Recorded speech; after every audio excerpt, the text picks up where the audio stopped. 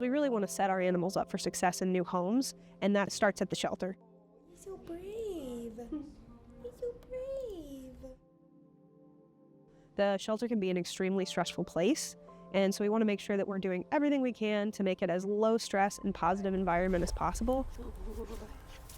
Good boy. Good boy. We're not just here to provide safe shelter and food. We also want to make sure that we're meeting their emotional and mental needs as well. That's when we really start working on those relationships with these pets, the trust with the pets, starting on positive reinforcement training, and then hopefully building some skills up so they have those when they move into their new home. You got to bring it back. You got to bring it back. Where's the ball? If you can get a dog that's more at ease and also more able to interact with people, it's going to get adopted a lot faster. Getting them out of the shelter as quickly as possible is the thing that we have to do.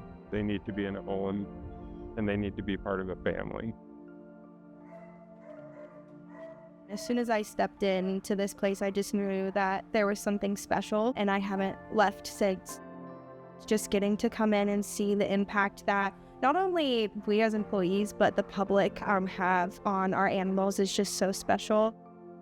Seeing them walk out the door is just one of the best feelings in the world.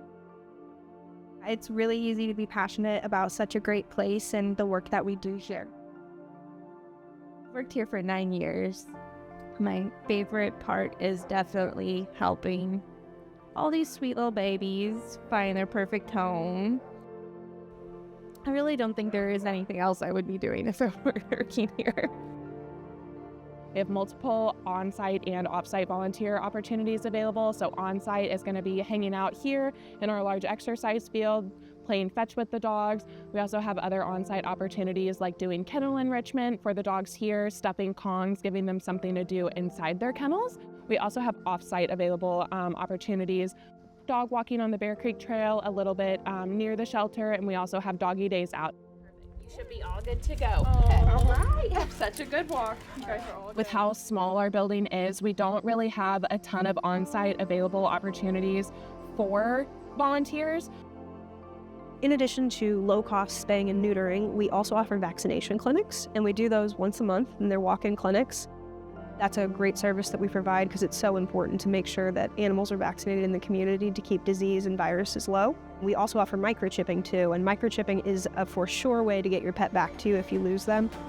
We're hoping that in the new building, with our partnership with the Shelter Medicine Program, that we're able to provide some more veterinary services to low-income people that need it.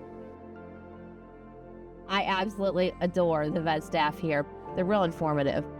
I'm one of those fosters that does not ever not have a question. I always have questions, and they never blow me off.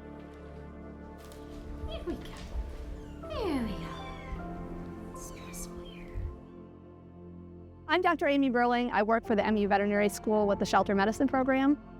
I teach veterinary students, but we work really closely with Cmhs and have the opportunity to do their medical and surgical care as well.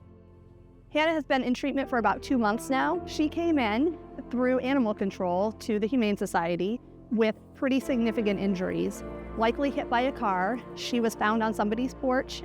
She had very severe fractures of both of her back legs. The first priority after she had initial stabilization was to make sure that she could stay in foster for the remainder of her recovery. Foster care is such an important part of being able to provide medical and surgical support for these more complicated cases. And so we were really fortunate that we were able to bring her in here and provide that care. Based on those x-rays, they have to take additional sets before we can determine if the bone healing is going to be sufficient.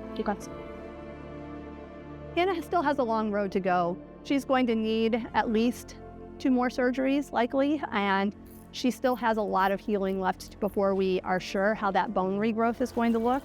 We're trying really hard to save her leg, and we're still very much in the healing process of evaluating every week with bandage changes and every few weeks with x-rays, trying to prevent infection. She still has a long road ahead, but she's making really good progress.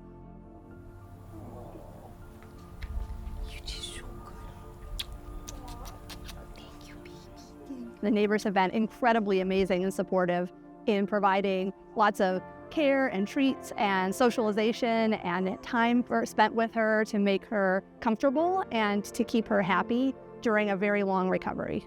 It's obvious that I have her totally spoiled, Maggie. No, I've got greenies.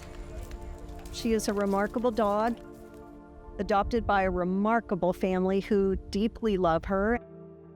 She has now become the neighborhood dog, and the thing we noticed right away was her gaze. She would just look at all of us in the eyes and hold our attention and look deeply into us. It was so obvious that she was just desperate for love and life. Yes, that's your magic, isn't it? Your eyes, it's your magic. I think what's really remarkable about Hannah's story is that it highlights the amazing power and possibility of what we can do for these animals by working together. Treating Hannah would not have been possible in the past, and it's really because of the work that Central Missouri Humane Society is doing along with MU Shelter Medicine to collaborate to provide this really advanced medical and surgical care for animals that certainly would not have been able to be treated in the past. Even though the shelter doesn't have an isolation ward, we also are making really big steps in treating infectious diseases through the hard work of staff members like Chris to provide more advanced support. Ellie Mae is a really great example of the really powerful work that we're able to do. Parvovirus is an extremely contagious virus that affects dogs, especially young ones and puppies and those with immune-compromised systems. Yeah, we almost lost her. In the new shelter, we're going to have a whole parvo ward built that's going to serve to house those animals and care for them. Our building is really the thing that holds us back. We're always looking to grow and evolve as an organization, but we're kind of limited on what we can do in this building. The shelter we're currently in, there is no good ventilation system, no air handling system, easy for disease and viruses to spread. The new building is going to be state-of-the-art. It's going to have an amazing air handling system that does multiple air switches throughout the day. We will have a beautiful entranceway, animals for adoption that are on display in the lobby. We will have an outdoor space for our cats on a catio. We'll have lots of outside play yards. And there's also a pond at the new location, which is really exciting. Lots of areas for walking and playing. The flow is really going to be spot on as far as what we need to do to separate the species and keep everyone healthy, happy, and low stress. I am hopelessly devoted to this place. It holds a really special place in my heart, and since I started when I was 18 years old, I knew that they needed a new building. The wear and tear was evident even back then. We've been in the current building since 1976, and we're celebrating our 82nd year in continuous operation. This is a really, really amazing, pivotal moment for our organization, and I'm really hoping this community will surround us and get us to that fundraising goal so we can get those shovels in the ground and get this thing built. This new building will mean so much to me.